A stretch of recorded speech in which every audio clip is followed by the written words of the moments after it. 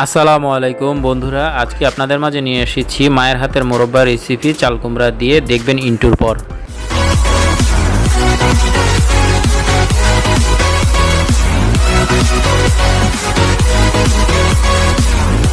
তো বন্ধুরা, হাজির হয়ে গেলাম আজকে আপনাদের মোরব্বা রেসিপি দেখানোর জন্য।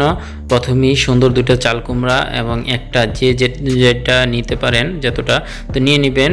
চাল কুমড়া বাছাইয়ের পর চাল কুমড়াগুলো কাটবেন। দেখুন আমার মায়ের হাতে আজকে আপনাদেরকে রেসিপিটা দেখাবো। তো কাটা হচ্ছে এখন। চাল কুমড়াগুলো দেখতে অনেক বড়, কিন্তু হয়তোবা আপনার মোবাইলে তেমন একটা বড় আসছে না ক্যামেরাতে। তো দেখে নিন, আমরা চাল কুমড়াগুলো কাটছি, কেটে এখন পিস করে নেব। এই বিচিগুলো ফেলে দিতে হবে। আর চাল কুমড়াগুলো অবশ্যই আপনার বাতি কিংবা পাকনা যে যাই বলুন সেটাই নিতে হবে, যেগুলোর বয়স একটু বেশি হয়েছে সেগুলো নিতে হবে। আর ভালো করে ছিলে নিতে হবে, উপরে শক্ত যে ছিলাগুলা সেটা ফেলে দিতে হবে। যতটুকু পর্যন্ত শক্ত আছে সেটা ফেলে দেওয়া খুবই জরুরি বিষয়। আর দেখুন, বিচিগুলো ফেলে দেওয়ার পর উপরের যে অংশটা আছে, উপরের অংশটা যদি পুরোটাই ফেলে দেন তাহলে আর অনেক ভালো, শুধু শক্ত জায়গাটা রাখবেন। আর নিচের সিলটা ফেলে দিবেন, সেটা তো প্রথমে বলেছি।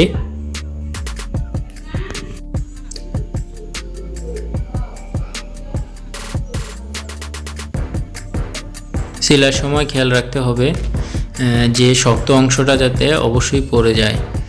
আর দেখুন, আপনি সবগুলো একসাথে নিয়ে নেবেন। আরেকটা কথা বলে রাখছি, এটা করতে কিন্তু 1-2 দিন সময় লাগে। আপনারা হুট করেই সব কিছু হয়ে যায় না, প্রায় 1-2 দিন এটাকে বানাতে হবে, জাল দিতে হবে। তো আমাদের সাথেই থাকুন, আমরা পুরোটা ভিডিও দেখিয়ে দেব, পুরোটা ভিডিওতে যে কিভাবে বানাতে হয়। তাহলে আমাদের পুরোটা ভিডিও দেখতে হবে এবং আমাদের সাথেই থাকতে হবে। কেউ ভিডিওটা মাঝখানে টেনে টেনে দেখবেন না, তাহলে মিস করে যাবেন। আমরা কতটুকু সাইজে পিস করছি সেটাও আপনাদেরকে দেখিয়ে দিলাম। দেখুন, ঠিক এই পরিমাণে পিস করবেন।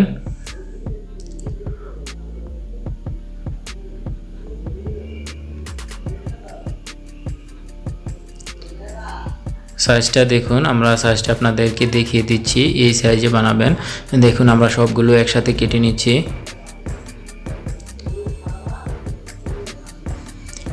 হ্যাঁ বন্ধুরা, আমি আরও একটা কথা বলে রাখি, আপনারা সবাই আমার চ্যানেলটি সাবস্ক্রাইব করবেন।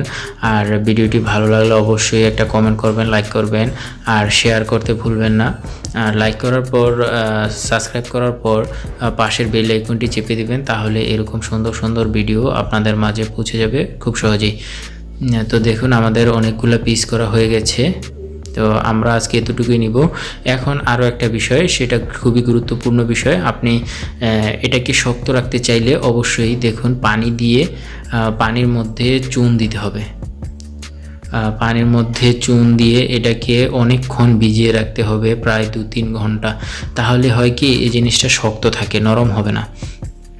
যখন আপনি রেসিপিটা তৈরি হয়ে যাবে তখন এটা নরম হবে না। না হয় আপনি দেখুন, জাল দিলে, আগুনের মধ্যে দিলে এটা একদম নরম হয়ে গলে যাবে, কিন্তু চুনটা দিলে সেটা গলবে না, সেটা শক্ত থাকবে। তো দেখুন, আমরা এখন চুন দিয়ে এটা ভিজিয়ে রাখবো প্রায় অনেকক্ষণ, 2-3 ঘন্টা ভিজিয়ে রাখবো। আর ভিজিয়ে রাখার মাঝখানেই আমরা দেখুন চামিচ, 3-4টা চামিচ একসাথে করে, কাটা চামিচ একসাথে করে এটার চারোপাশে কেচে দেব। চারোপাশে কেচে দিতে হবে, তাহলে হয় কি, মশলাটা সম্পূর্ণ এটার ভিতরে ঢুকে যায়। খুব সহজেই বানিয়ে নিতে পারবেন আপনারা। এটার মধ্যে তেমন কোনো কঠিন কোনো বিষয় নেই, খুব সহজ, যে কেউ বানাতে পারবেন। তাহলে আপনাদেরকে ভিডিওটা পুরোটা দেখতে হবে। আমি বারবার আপনাদেরকে অনুরোধ করছি, ভিডিওটা পুরোটা দেখবেন, তাহলে বুঝে যাবেন তেমন কোনো কঠিন কোনো বিষয় না। দেখুন, চামিচ দিয়ে পুরোটা চারপাশে একটু কেচে দিবেন, তাহলেই হয়ে যাবে। আর এটা তখন চুনের পানিগুলা সম্পূর্ণ ভিতরে ঢুকে যাবে। দেখুন, এখন চুনের পানিতে রাখা হয়েছে। আমরা সবগুলোই এরকমভাবে করে নেব, সবগুলো করে তারপর চুনের পানিতে রেখে দেব।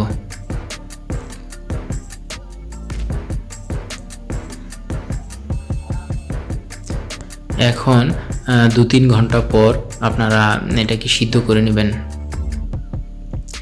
2-3 ঘন্টা পর হালকা একটু সিদ্ধ করে নেবেন, পুরোপুরি না যে একদম পুরোপুরি সিদ্ধ করবেন তা না, হালকা একটু, যেটাকে বলে ভাপ দেওয়া, গরম পানির ভাপ দেওয়া, হালকা একটু গরম পানিতে ভাপ দিয়ে নেবেন।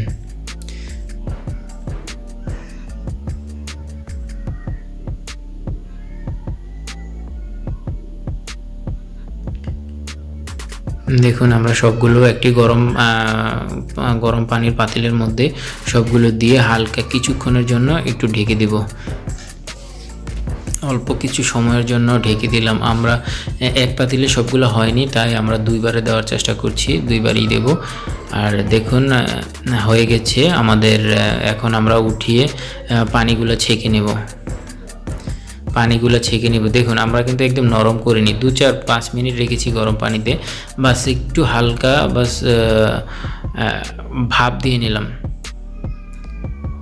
নিলাম। পানিগুলো ছেঁকে নেওয়া হয়েছে, খেয়াল রাখবেন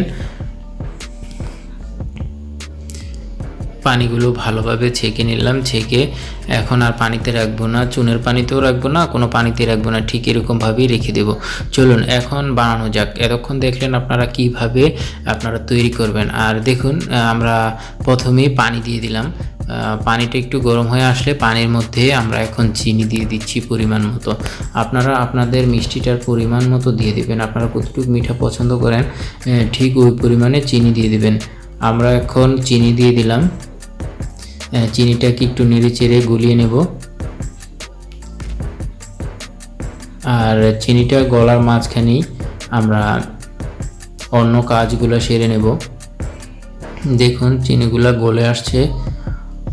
এখন ওই চিনিগুলোর মধ্যে আমরা এই চাল কুমড়ার যে টুকরোগুলো আমরা করেছি, কেচে নিয়েছি, ভাপ দিয়েছি, ওই টুকরোগুলো এই চিনির শিরার মধ্যে ছেড়ে দেব। এই চিনিটাকে আমরা শিরা বানিয়ে নিয়েছি, এখন ওর মধ্যে এই কুমড়োটা ছেড়ে দেব। ছেড়ে এগুলাকে একটু নেড়ে চেড়ে নিতে হবে।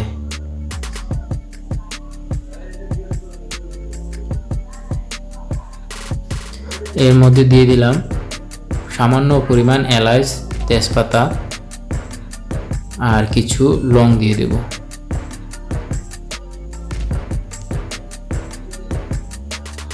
বাস এতটুকুই এর মধ্যে দেওয়া। এখন ভালোভাবে এগুলাকে নেড়ে চেড়ে তারপর যাতে নিচে লেগে না যায় সেই জিনিসটা খেয়াল রাখতে হবে। একটু লাড়াচাড়ার মধ্যে থাকতে হবে। একটু দারচিনি দিয়ে দিলাম। দারচিনি দেওয়ার মধ্যে দিয়ে তারপর আপনারা একটু লাড়াচাড়া করবেন। হ্যাঁ, 2 দিন পর আমরা 2 দিন এটাকে নাড়াচাড়া করেছি। দেখুন 2 দিন পরে আমরা এটাকে পরিবেশন করলাম। কেমন হলো জানাবেন এবং আমার চ্যানেলটি সাবস্ক্রাইব করবেন।